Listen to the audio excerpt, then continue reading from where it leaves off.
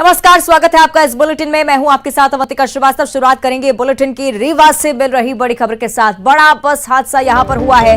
कर्नाटक के तीर्थ यात्री इस बस में सवार थे और ये बस हादसे का शिकार हो गई। बनारस से लौटते वक्त तेज रफ्तार बस हाईवा से टकरा गई। 1 दर्जन तीर्थ यात्री इसमें घायल हुए हैं।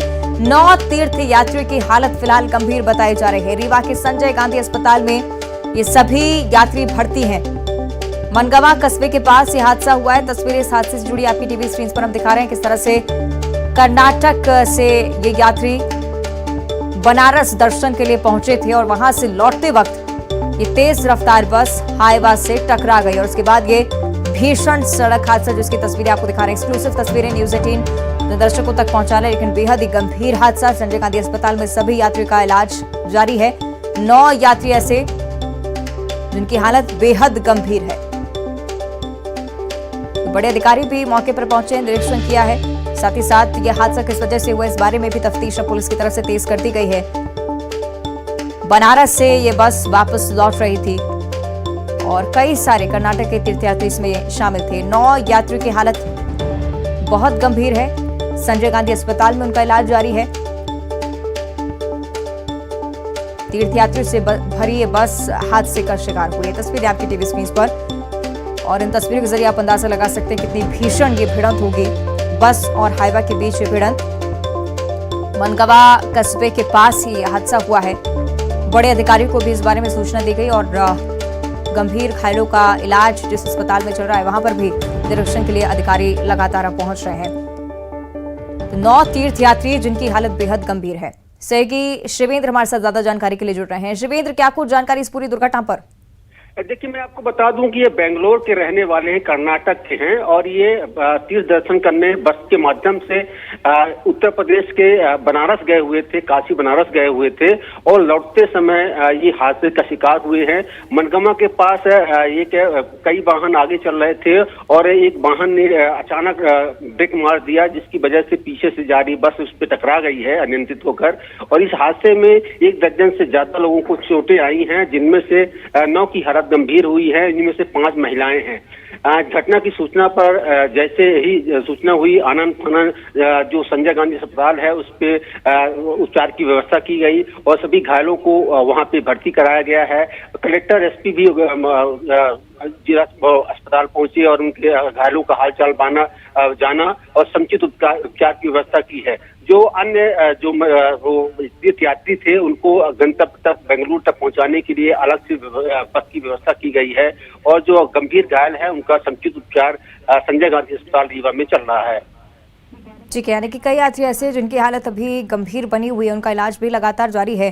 शिवेंद्र, इस बारे में भी जानकारी चाहेंगे, क्या वजह अभी तक साफ हो पाई है, किस वजह से पूरा हादसा हुआ? क्या ड्राइवर की लापरवाही रही इसमें?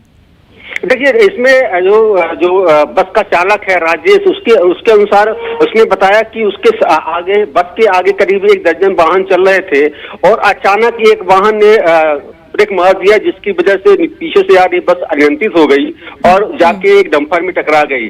तो कुल मिला के जो हादसा हुआ है उसकी वजह आगे चल रहा डंपर वाहन था, जो कि अचानक बीच सड़क में रुक गया और पीछे से आ रही बस उसमें टकरा गई। तो इसमें बस चालक की लापरवाही तो सामने नहीं आई है, लेकिन आगे जो डंपर चालक है उसकी लापरवाही सामने आई है और पुलिस इस पूरे मामले की विवेचना कर रही है।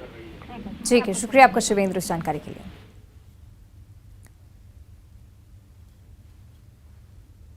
आगे बढ़ते आगर मालवा से अगली बड़ी खबर है। सहकारी संस्था के प्रबंधक के घर पर छापा मार कार्रवाई हुई है। लोकायुक्त टीम ने छापा मारा। प्राथमिक सहकारी संस्था बीजा नगरी के प्रबंधक के ठिकानों पर कार्रवाई की जा रही है। मोहनलाल विश्वकर्मा के गिरौली और आगर स्थित 5 ठिकानों पर कार्रवाई चल रही है। आय से अधिक संपत्ति की शिकायत पर कार्रवाई। अब तक की कार्रवाई में करीब 1.5 करोड़ से ज्यादा की संपत्ति सामने आ चुकी है और कार्रवाई अब लगातार जारी है।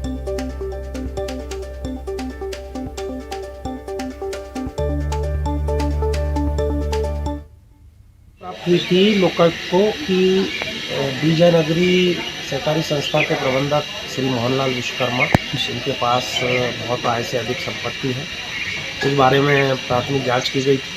जांच पर से तस्दीक हुई तो आज सर्च की कार्रवाई इनके गिरौली स्थित 3 आवासों पर और आगर स्थित 2 आवासों पर की जा रही है। टोटल 5 जगह इनके आवास हैं, जिनमें एक किराए का है, जिनमें बड़ा बेटा रहता है। तो आवास पे जो कार्रवाई की गई है उसके अंतर्गत हमें इनके नाम से कृषि भूमि कुल 17.68 हेक्टेयर, प्रथम दृष्टया अभी इतनी कृषि भूमि लगभग जो 52 बीघा होती है, ये इनके नाम से पाई गई है।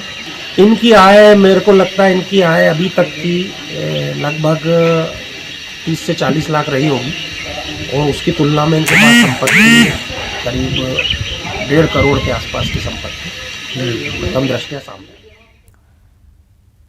और आगे बढ़ते हैं, बात करेंगे रायगढ़ के, जहां पर अस्पताल में बाहरी लोगों का कब्जा देखने को मिल रहा है। मातृ शिशु अस्पताल की सुरक्षा में लापरवाही सामने आई है। बाहरी लोगों का अस्पताल के बेड पर कब्जा हो चुका है। अस्पताल में मरीजों को बेड नहीं मिल रहा है।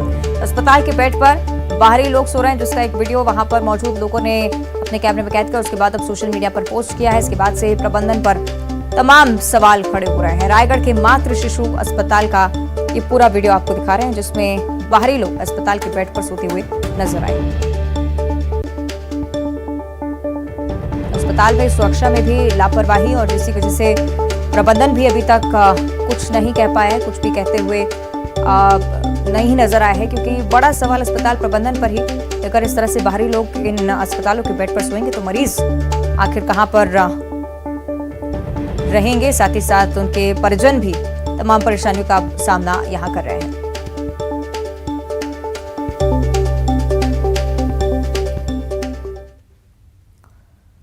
आगे बढ़ते हैं, जांजगीर चांपा से अगली बड़ी खबर है। मजदूरों से भरी एक गाड़ी पलट गई है। हादसे में 10 मजदूर घायल हुए हैं। घायलों में 4 मजदूरों की हालत गंभीर बताई जा रही है। बिलासपुर सिम्स उन्हें रेफर किया जा चुका है। अकलतरा के मिनी माता चौक की पूरी घटना है। अमरताल के रहने वाले सभी मजदूर हैं, वाहन में सवार होकर जा रहे थे और अचानक से अनियंत्रित होकर गाड़ी पलट गई। 10 मजदूर घायल हैं, जिनमें से 4 की हालत बेहद गंभीर। बिलासपुर सिम्स उन्हें रेफर किया गया।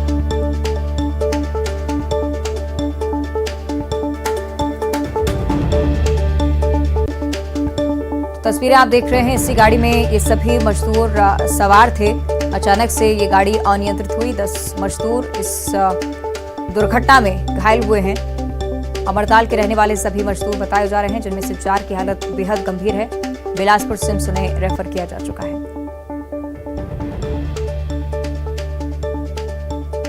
तो मिनी माता चौक की ये दुर्घटना, बिलासपुर सिम्स में फिलहाल इन मजदूरों का इलाज लगातार जारी है।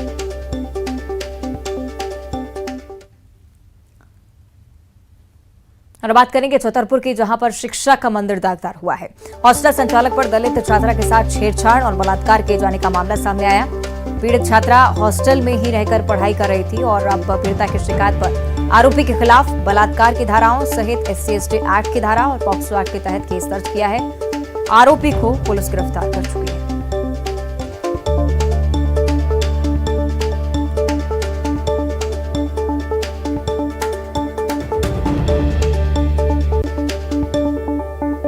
छतरपुर का ये पूरा मामला है, जहां पर हॉस्टल प्रबंधक पर छेड़छाड़ और उसके बाद रेप का आरोप। फिलहाल पीड़िता की शिकायत पर पुलिस ने केस दर्ज किया है। आगे की तफ्तीश भी लगातार जारी। आरोपी पुलिस गिरफ्त में है, जिससे पूछताछ की जा रही है।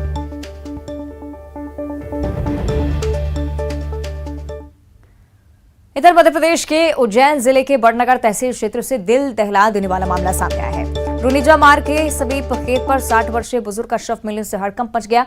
बताया जा रहा है कि मोबाइल ब्लास्ट होने से बुजुर्ग की मौत हो गई। बताया यह भी जा रहा है कि घटना सुबह करीब 6:30 से 7 बजे के बीच हुई है। उस समय घर में कोई मौजूद नहीं था और इसी वजह से शव मिलने की जानकारी दोपहर में सामने आई। घर में अकेले बुजुर्ग का शव मिलने से इलाके में भी हड़कंप मचा हुआ है। तत्काल इसकी सूचना स्थानीय पुलिस को भी दी गई। पुलिस ने शव को कब्जे में लेकर पोस्टमार्टम कराया और फिर उसे परिजनों को सौंप दिया। जानकारी के अनुसार मृतक बुजुर्ग खेती किसानी करते थे और खेत पर बने कमरे में ही अकेले रह रहे थे। मोबाइल चार्जिंग पर लगा था और उसके बाद ये ब्लास्ट हुआ। मौके पर मोबाइल और इलेक्ट्रॉनिक बोर्ड जला हुआ पाया गया है।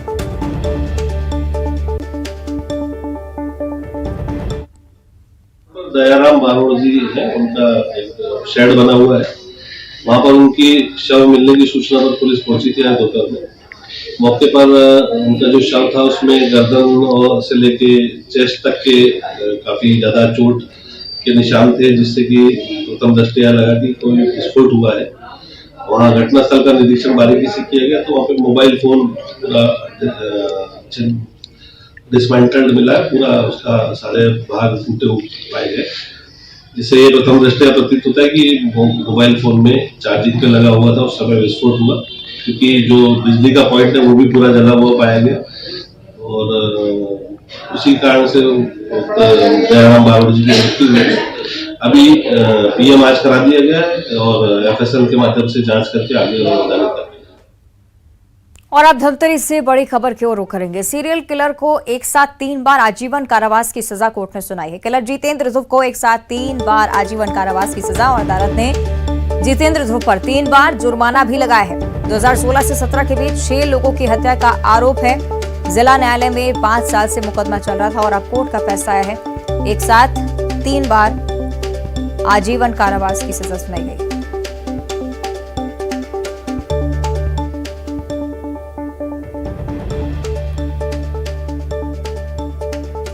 दो 2016 से 17 के बीच 6 लोगों की हत्या का गंभीर आरोप इस व्यक्ति पर।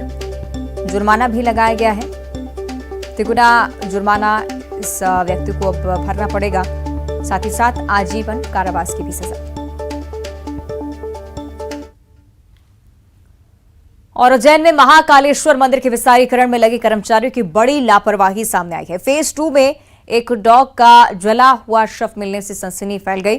बताया जा रहा है कि कर्मचारियों ने मृत अवस्था में मिले डॉग के शव को मौके से हटाने की जगह वहीं पर उसे जला दिया और अब इसका वीडियो वायरल हुआ है तो मंदिर प्रशासन ने कड़ी कार्रवाई की बात कही है।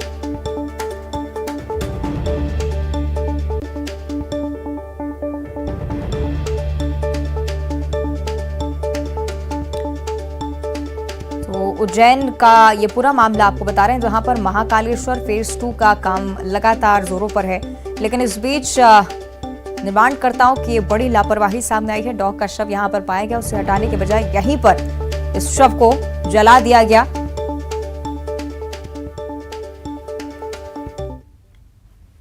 और इधर भोपाल से बड़ी खबर सामने आ रही है। राज्यपाल के अभिभाषण पर कांग्रेस ने टिप्पणी की है और इसी मामले को लेकर सीएम शिवराज ने कांग्रेस पर पलटवार किया। कांग्रेस झूठ बोलने परोसने का काम करती है, झूठ बोलने और परोसने की दुकान है।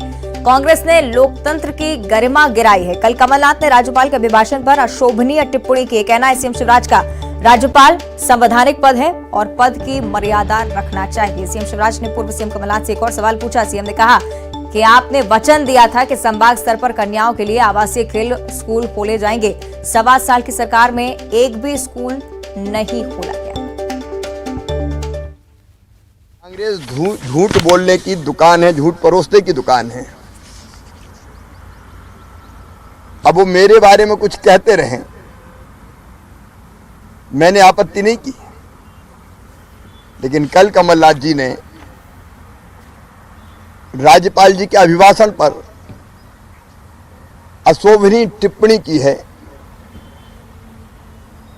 और उन्होंने झूठ बोलने का आरोप लगाया है। राज्यपाल संवैधानिक पद है, कम से कम संवैधानिक पद पर बैठे सम्मानीय राज्यपाल जी के बारे में ये कहना है कि उनसे झूठ बुलवाया,